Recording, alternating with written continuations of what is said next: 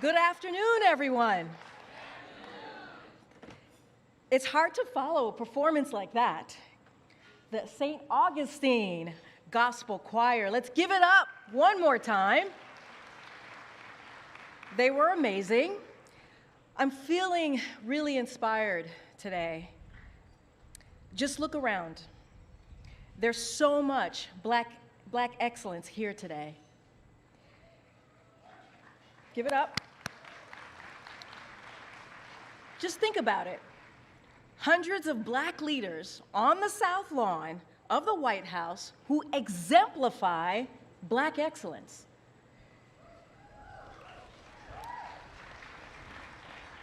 And it's because we have a president who wanted to bring us all together to lift up our accomplishments. So, I think we probably should do this every month. What do you guys think? I'll talk to the boss about that one. So we're all here because we have a president and a vice president who have proven that they are committed to investing in the future of Black communities. This administration has done the work. President Biden, Vice President Harris didn't talk the talk, they walked the walk. But I want to take a moment to talk about the president that I know. As the first Black, openly queer White House press secretary,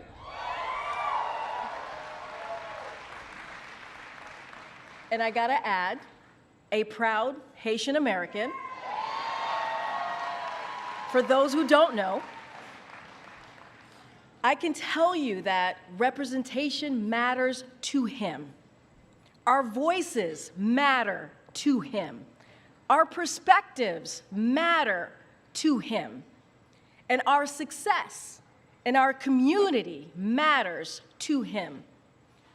I want to share a quick story with you. Last year, I took a question in the briefing room from a young Black girl who was visiting the White House to take questions for me in the briefing room, and it was Take Your Child to Work Day. I could tell she was a little nervous, but she quickly composed herself and asked her question. What's the most difficult part about my job? And told me that she was inspired or aspired to be in my shoes one day. This moment reinforced for me that representation matters. It matters to our kids and makes our nation stronger. Walking through the White House and having an office in the West Wing will never get old for me. It's truly the honor of a lifetime for me. But what really inspires me as a mom who is raising a young Black girl is walking through the White House and seeing people who look like me, seeing people who look like us.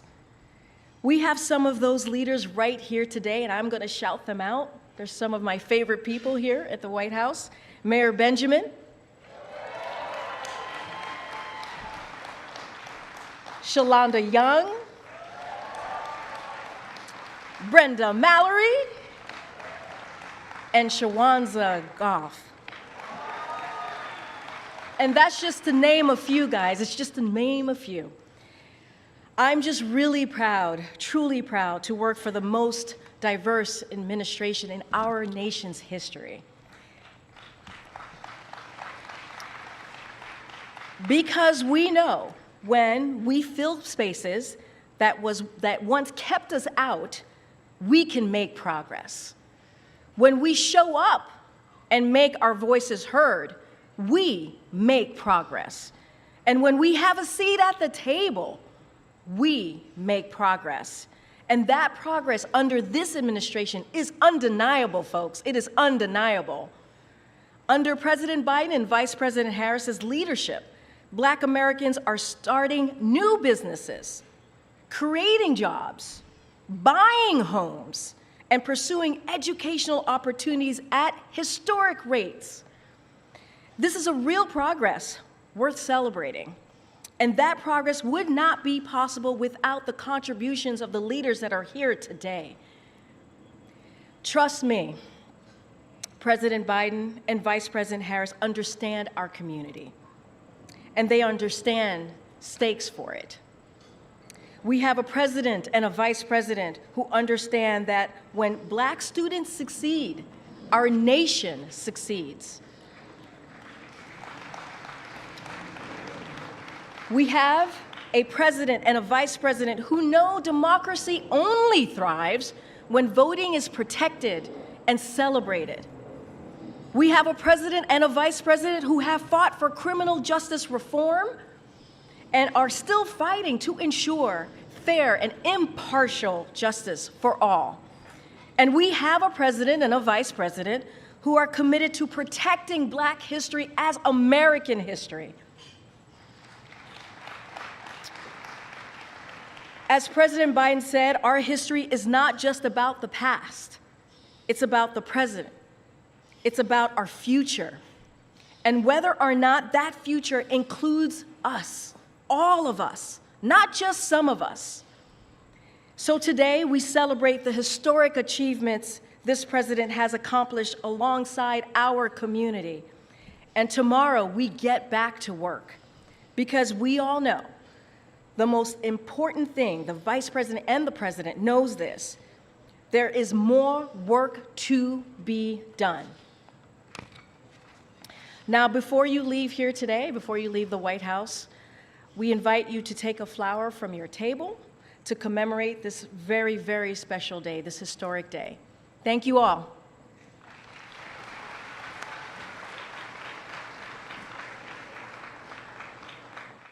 Distinguished guests, please welcome Trell Thomas.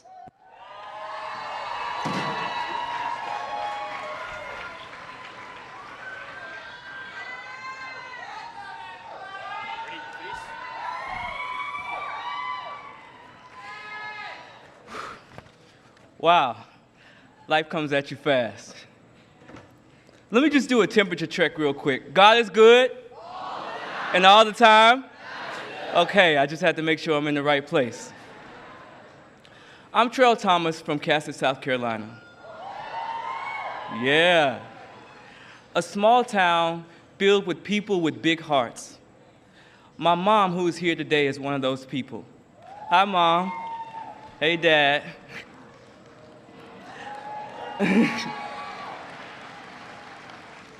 I can still hear the sounds of laughter that came from our kitchen on most Sundays in our modest home. There would be family, friends, neighbors, church members, and sometimes even strangers who needed a good home-cooked meal. In fact, those Sunday meals bring back lots of warm memories. It was the first place I got to see and feel the joy of being a Black person. Today, I get to share that joy with you all, from my mom's house to the south lawn of the White House. Spaces like this are so important. Spaces that uplift us, that celebrate us, and that give us our well-deserved flowers. I've dedicated myself to building and preserving those spaces. As you all know, curating an atmosphere for our community to feel seen and express ourselves freely isn't always accepted in all places. So I want to say a personal thank you to President Biden for seeing and investing in them, and for seeing and investing in us. We are in a remarkable moment in time, a moment where Black women have been appointed to some of the highest offices in the land. Hello, Madam Vice President. Hello, Madam Supreme Court Justice. In fact, even this stage today is filled with remarkable Black women. Speaking of that, let's bring out some more excellence to honor this moment. It is my pleasure to introduce the first Black woman to oversee the federal government's budget on behalf of the President, Director, all right, she got some fans in here, Director of Office, Management, and Budget, Shalonda Young, actress, producer, my loved one, Marseille Martin, and with them, a man who needs no introduction. Ladies and gentlemen, please stand and help me welcome the President of the United States of America.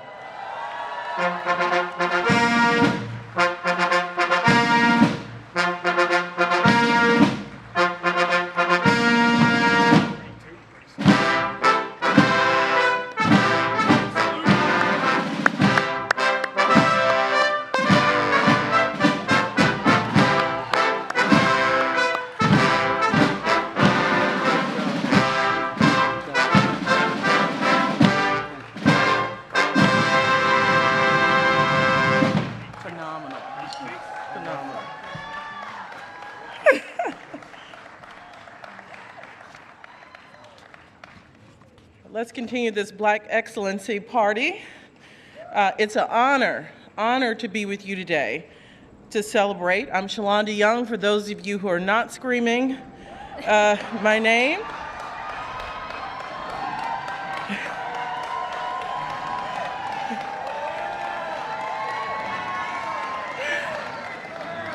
Mr. President, those are your Congressional Black Caucus members who, before I worked for you, I was with them for 15 years. And they know who doles out the money. I'm the member of President Biden's cabinet, his budget director. The president likes to say I'm the money lady. I think you like to do this when you refer to me. And I'm the first Black woman to do it. I think that matters. And I want to thank the president personally, I don't think I ever have, for letting this little Black girl from Clinton, Louisiana, get to show that Black people deserve to be in all the spaces. So thank you so much. I'm also the fruit of generations who poured all they had into me. And most of you out there can say the same thing. And they taught me what Black excellency was, and it's how I was expected to live. Most importantly, I'm a mother of an almost 3-year-old, Miss Charlie, a young Black girl. And I hope even when she's a teenager, she rolls her eyes already. So pray for me. But teenage Charlie, I hope that she remembers walking through these halls and what that means and what is expected of her, and that she takes the Black excellence and she brings it to the next generation. The president likes to tell people, including me, especially me, don't tell me what you value, show me your budget and I'll tell you what you value. Trust me, he means those words. He puts his money where his mouth is. When he talks about value, it's more than economic value of something. He sees the inherent dignity and value of people all around our country and the inherent excellence, which is why when I oversee the budget, I work to ensure that we invest in people and places that will ensure the next generation of Black excellence. I oversee a $7 trillion budget. Thank you for trusting me. Thank you for trusting me. Now, I know $7 trillion sounds like a lot, but I want to explain how those investments look. It means that a small rural community like the one I grew up in Clinton, Louisiana, a town of under 2,000 people, that explains the accent, is finally seeing critical investments from their government, such as broadband internet. And I can tell you firsthand, I went home, Mr. President, and saw my almost 96-year-old grandmother who has internet in Clinton, Louisiana. We couldn't figure out the password because she couldn't remember it. But it's there when somebody can remember what it is to reset it. And believe it or not, in 2024, this president and vice president are still fighting to make sure people have adequate sewer and water infrastructure. It means that this administration can ensure that the government show up in places that have been left behind. For Black Americans and communities, this also means historic federal investments in our HBCUs, new economic opportunities and good paying jobs in Black communities, and lower healthcare and childcare costs. Let me tell you, I get that. Because we know what it means when a family gets a slot to a Head Start program.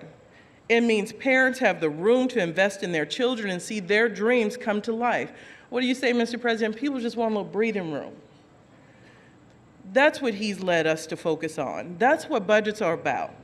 As a point of personal privilege, I just want to say that I'm incredibly proud to work for President Biden, Vice President Harris, who have fought relentlessly to create opportunity, advance equity, and fight for families. As a short example of the importance of Family First by the President, last summer, I was on my last leg doing a little deal around the debt ceiling, Mr. President. One afternoon, I was in a meeting with you, and at this point, I'd gone weeks without spending much time with the kid. I had no laundry. and I was hanging on literally by a thread. The meeting was going a little long, but I knew I needed to sneak out to get my child from daycare because they charge $5 a minute if you are late.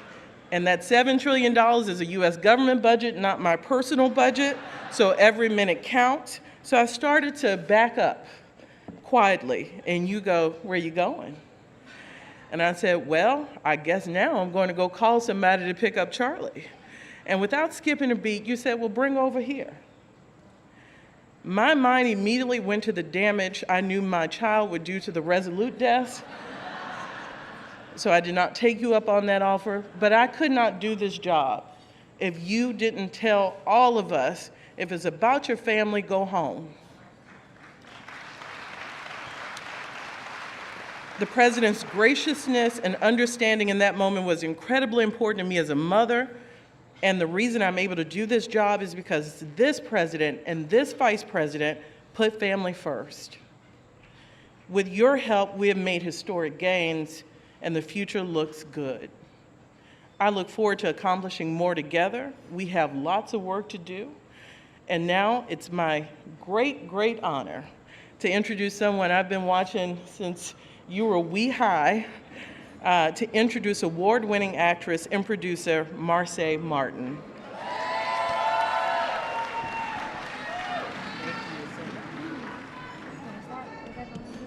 It sure does. Oh. See what I'm trying to Hey, y'all. Hi, Anthony. Look where we are. Oh, my gosh. Good afternoon. It is an honor to be here at the White House for the celebration of Black excellence. I see so many faces in the audience that I have admired and respected. So hi, Kyla. Hi, we got Kyla Bradtap with the Brown in the house. Oh my goodness. And I have to start by thanking President Biden and Dr. Jill Biden for the warm invitation to this historic occasion. And yeah, I'm Marsai Martin, and I've been an actor since I was the age of 5. A lot of you may remember me as Diane from Blackish, where I was 9 years old when I joined that show. And man, 10 years later, over 10 years since I'm now 20, it's safe to say that that role has been a huge part of my life and my journey into adulthood. But listen, as I grew, I also realized that my voice wasn't just valuable in front of the camera, but behind it as well. At the age of 10, I sat alongside my parents, who are also in the building, Joshua and Carol Martin. I don't know where they are. Shout out to them. We all pitched my first feature film to Universal at 13. At 13, I became the youngest executive producer in Hollywood history with my film, and that was a pivotal moment for me. It was a moment that I truly realized that I had the responsibility to be a role model and advocate for change, creating stories that represent us, our culture, and our excellence. And that movie in particular is a movie about a leader who goes back and learns from her younger self and decides to change her character flaws. Luckily for all of us, the leaders of our country, President Biden and Vice President Harris, have led with the right character of values throughout their careers. President Biden was the youngest guy in the Senate when he won his seat at the age of 29. And for over 50 years, he has devoted his life to public service, the American people, and civil rights. One of the projects I'm most proud of the latest, is Say Summer Cookout, which is a festival I created to bring together HBCU students, artists, and creators. And it's not just about having a good time, because we do that at the cookout, but it's more about celebrating Black excellence and building a legacy. And Vice President Kamala Harris, a proud HBCU graduate, knows a thing or two about that, so go Bisons. The Biden and Harris administration has also invested $18 billion into HBCUs and young Black people. $18 billion with a B, y'all. Showing a real commitment to our future leaders. And while I'm proud of my work, my family and my friends mean everything to me. They've been my backbone, always reminding me to take care of myself, both mentally and physically. And that's something I really appreciate about the Biden and Harris administration as well. They've been champions for reproductive rights, ensuring that we all are taken care of in every single way. And on a personal note, I've had my own health challenges, like when I had my surgery for an ovarian cyst. Knowing we all have leaders who care about making healthcare accessible and protecting our rights is something that brings me comfort. It's that kind of leadership that ensures that the next generation of Black women like me and like all of us can thrive. And to the parents here today, I want to speak directly to y'all. I was once that young girl from Dallas, Texas, D-Town, Texas in the house. I was once that young girl with dreams that felt bigger than life itself. And I know how much it matters to parents who believe in those dreams. And no matter how impossible they might seem, my parents have always believed in me. Whew. My parents have always believed in me. When I said I wanted to start a production company at 13, and that belief and their support and that love has carried me through every challenge I have faced so far. So to the parents raising young Black girls and boys with big ambitions, please, please keep supporting them and pushing them forward, because they're the future leaders. They are the future leaders we are looking to. Black excellence isn't just something we celebrate today. It's something we live every day by creating spaces, opportunities, and legacies that will last for generations. And I'm so proud to be a part of this movement. And I'm excited to see where we're headed next. Now, it is my great pleasure to introduce the President of the United States, Joseph Biden.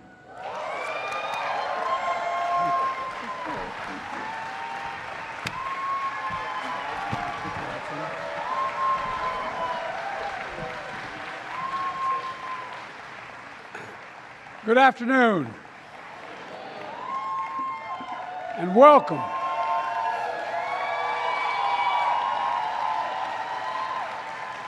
Welcome to the first ever White House brunch in celebration of Black excellence.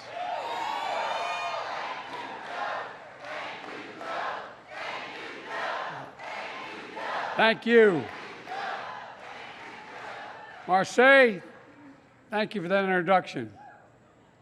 You just shared something that so many of us can relate to. My dad taught me, and I mean this, my sister was here earlier today. Our dad taught us that family is the beginning, the middle, and the end. It's everything. And thank you to all the participants of St. Augustine Gospel Choir. Are they still here? Give them a round of applause. They've been with me. They've been with me since I was vice president. Trell Thomas, thank you for creating space for fellowship and community, kid. Grammy Award-winning singer Monica Hu will perform shortly, I might add. And I want to thank you for our renowned chef, Kwame, and the amazing food you're eating. I hope you got to eat it, or will eat it. And thank you, Shalon and Karine, for part of the most diverse administration in American history that taps into the full talents of our nation. I made a commitment. My administration would look like America, and it does. I want to take a moment to say something like so many Americans, like Karine, as he pointed out, a proud Haitian American, community that's under attack in our country right now. Simply wrong.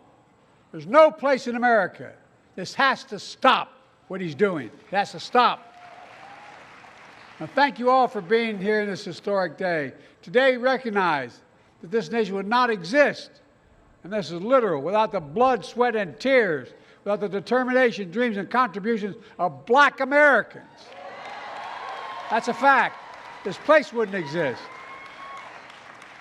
It's a fitting event during this fantastic Congressional Black Caucus Week. All the members of the Black Caucus that are here today, stand up. I want to see you all. Come on.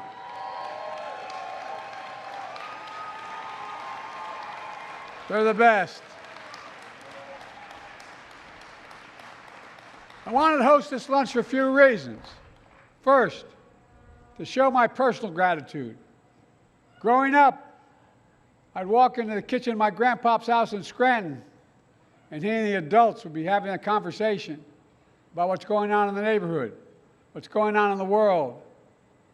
And they'd let me sit down. I got involved in public life because of civil rights when I moved from Scranton to Delaware, which was segregated by law. Throughout my career, I'd attend morning mass at my Catholic church and then attend Sunday services at the AME Church in Wilmington, planning the desegregation efforts in my state that had been segregated by law. You know, I'd be home for our own Sunday dinners. Those conversations, those sermons, shaped who I became. The bottom line is, the black community has always had my back, and I've always had yours. So thank you for all you've taught me. Thank you for all the love you've extended to me. I also wanted to host this brunch because we have progress to celebrate. Together, we're making the most significant investment in black America in all of American history. We've centered racial equity as the center of everything we do. With your help, in just 3.5 years, we've created over 2 million new black jobs for black Americans and black. By the way, the next black job to be filled is as President of the United States of America. All right, watch me. We have the lowest black unemployment rate on record. More black Americans have health care than any time in history. Historic $18 billion to HBCUs. Everybody said, why am I doing that? Anyone in an HBCU is qualified to do anything we need to be done in America, but you don't have the endowments. They don't have the laboratories. They don't have all the things. Now they do. More than 4 million people receive student debt relief under my plan, a significant number of whom are black borrowers. The racial wealth gap is the smallest in 20 years, removing poisonous lead pipes in every American pipe in America, lead pipes, so people can drink clean water without brain damage. We're delivering high-speed, affordable internet to every American, which today is as essential as electricity was when FDR delivered it in his term. On this very lawn, in front of the White House built by enslaved people, we hosted the first ever Juneteenth concert after I made Juneteenth a federal holiday. And on this lawn, we celebrated the first black woman appointed to the United States Supreme Court, a best decision I made, Justice Ketanji Brown Jackson. And today, we're on a long line of patriots throughout our history, who made the promise of America real for all Americans. All of you has pushed us forward to be a country that we say we are. We say we're a country that values freedom, justice, equality, and dignity for all. Today, we honor this simple truth. Black history is American history. Black excellence is American excellence. And folks, we don't erase history like others are trying to. We make history. I know it because I've seen it. I've been vice president of the first black president in American history, a president to the first black vice president, and God willing, to the first female black president in American history. Kamala wanted to be here today, but she's traveling. She couldn't be here. But she's always there with us. We'll always be there for her. On this day, we celebrate black excellence. Let us remember, history is in our hands. It's literally in our hands. The power to drive positive change is in our hands. Future is in our hands. It really is. If you go to my Oval Office, you see I have a whole wall on both sides of Frederick Douglass, about paintings of Frederick Douglass. He said, if there's no struggle, there's no progress. Well, Lord knows we've been struggling, but there's been progress, and there's excellence, and that's all of you. We just have to remember who we are. We keep forgetting we're the United States of America. There is nothing beyond our capacity. Nothing beyond our capacity when we act together. I'm sorry I can't stay longer, but I'm hosting a second consequential event today at the White House. The Prime Minister of Great Britain asked if he'd come and see me. He's on his way here, and I'm going to be seeing him shortly. So I'm not going to be able to stick around with you a long time. But I want to say, God bless you all. We're changing America for all Americans, not just black Americans, for all Americans, for Hispanic Americans, for all Americans. Folks, this is who we are. Let's remember. I get so tired of the other guy talking about we're a failing nation. We are the greatest nation in the history of the world. That's a fact. And you're making it greater, and there's nothing going to stop us. God bless you all, and may God protect our troops. Thank you, thank you, thank you. Thank you. I'm this way. I'm here. All right. Enjoy the day.